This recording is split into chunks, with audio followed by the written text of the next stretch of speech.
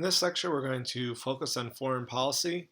And to be honest with you, this actually is supposed to be a whole separate unit, but I'm going to try to combine it into one lecture. And it seems to make sense to follow the executive branch and the role of the president in foreign policy. So we're going to throw it into this unit, and I just saved you guys a whole unit of studying, so you should be thankful. But here's the learning targets. There are several of them since it is like a whole unit in one lecture. I can recognize how social media impacts the urgency of political movements. I can assess how the United States works to achieve foreign policy goals through diplomacy and treaties. I can analyze how and why the United States participates in international organizations, and I can articulate how various groups affect the development of U.S. foreign policy. So I think I can cover all that in a decent amount of time. I'm going to give it a shot anyway. The power of public opinion over foreign policy, and it says what you think also influences foreign policy, whether public concerns are expressed in messages, street protests, or opinion polls. Congress and the president pay attention. In polls taken shortly after 9/11, the majority of Americans supported the use of military force to prevent terrorism. President Bush was aware of the sentiment when he authorized military action in Afghanistan in 2001 and Iraq in 2003. Also, at the same time, you had President Obama, who, when we found out that people were wanting the war to end in Iraq, he decided to start pulling troops out in 2010. So again, the public opinion does persuade a lot of the foreign policy that happens.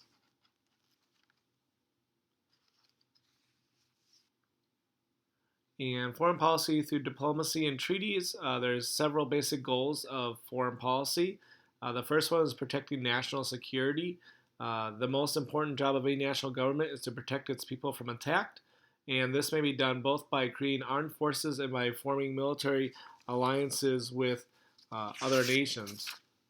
And a second goal is preserving world peace. And a peaceful world is more secure from a military point of view and better for U.S. economic interests. Trade and tourism tend to thrive in peaceful regions and dry up any conflict zones. So preserving world peace is a major goal of foreign policy. And almost for every country, promoting economic prosperity is also another goal. And the government has sought to protect the right of Americans to buy and sell goods to and from other countries, and has also sought to increase Americans' access to raw materials and resources found in other parts of the world, and that leads to trade, and that helps us to be all a little bit better off. There's your econ lecture for today. We look at achieving goals through diplomacy, intelligence gathering, and, if needed, military power. Diplomacy is just simply the art and practice of conducting negotiations between countries.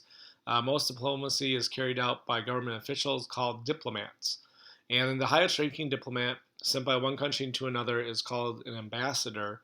And the ambassador and his staff work out of an embassy. The embassy's job is to represent the interests of the home country while developing friendly relations with the host country. And intelligence gathering, making good foreign policy decisions depends on having reliable information about the activities and intentions of other countries. And such information is called intelligence. And obviously we have the CIA, and most other countries have something similar, agencies that gather information related to national security, either through public sources or by spying. And then the last resort would be military. When all other tools fail, countries may resort to war as their foreign policy tool of last resort. All these things can work together to promote different goals. One of the goals that your textbook talks about is climate change, and how we can all work together in alleviating that issue. Globalization itself is a trend to more open, less restricted trade and communication among the world's nations.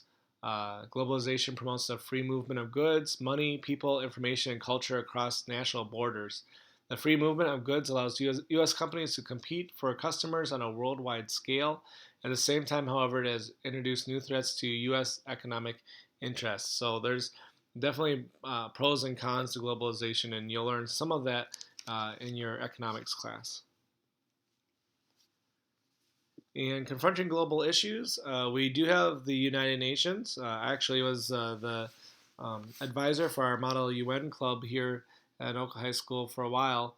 And the issues that they they're look at keeping the world at peace, promoting human rights, and promoting social progress and justice. And there's 193 nations, and the United Nations represents almost every nation in the world. Since it was founded in 1945, it has become the forum for debating every major issue facing mankind. UN agencies like the UNICEF coordinates efforts to deal with short-term crises like the 2010 Haiti earthquake. UN also focuses attention on tougher, longer-term issues ranging from peacekeeping to poverty.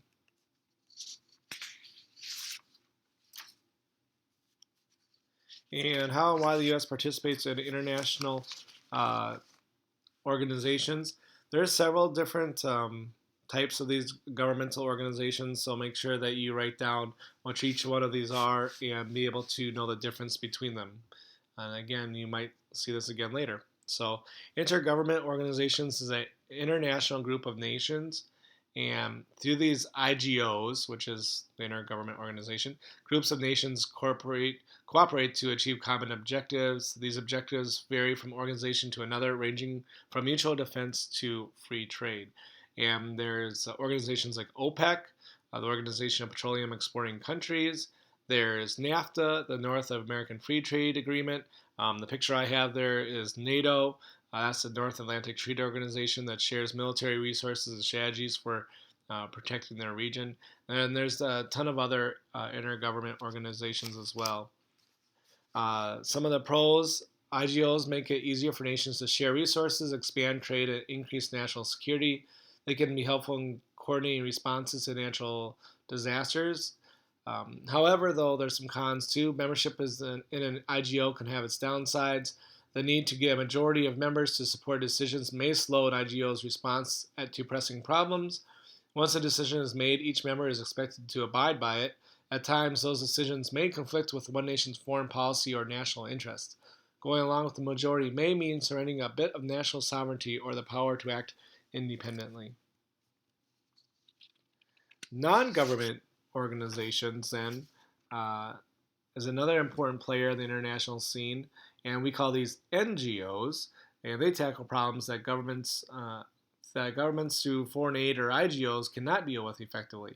So for this reason, governments and IGOs often look to NGOs for assistance in dealing with everything from healthcare to economic development. So main thing is just remember it's an international group formed by private individuals and associations.